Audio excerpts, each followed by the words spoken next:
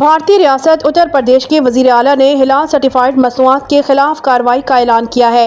ناقدین اسی عوام کو مذہبی بنیادوں پر تقسیم کرنے اور معاشی اور روزگار جیسے اہم مسائل سے توجہ ہٹانے کی کوشش قرار دے رہے ہیں۔ ہندو قوم پرست جماعت بھارتیہ جنتا پارٹی کی حکومت والی ریاست اتر پردیش کے وزیر اعلیٰ یوگی آدتیہ ناتھ نے بدھ کے روز ہلال سرٹیفائیڈ مصنوعات کے خلاف کارروائی کا اعلان کیا اور اس کے مبینہ دہشت گردی سے روابط اور مالی غلط استعمال کا دعویٰ کیا ہے۔ انہوں نے ریاست بھر میں ہلال سرٹیفائیڈ مصنوعات پر پابندی کو جائز قرار دیتے ہوئے دعویٰ کیا کہ ہلال سرٹیفکیشن کے ذریعے حاصل ہونے والی رقم جو ان کے بقول ملک بھر میں تقریباً 25,000 کروڑ روپے بنتی ہے، دہشت گردی، جہاد اور مذہبی تبدیلیوں کے لیے غلط طور پر استعمال ہو رہی ہے۔ گورکھپور کے راشٹریہ سویم سیوک سنگھ کی 7 سالہ تقریب سے خطاب کرتے ہوئے آدتیہ ناتھ نے دعویٰ کیا کہ بھارت میں ہلال سرٹیفکیشن غیر مجاز مالیاتی نیٹ ورک کے طور پر کام کر رہا ہے، جسے مرکزی یا ریاستی حکومتوں کی طرف سے کوئی منظوری حاصل نہیں ہے۔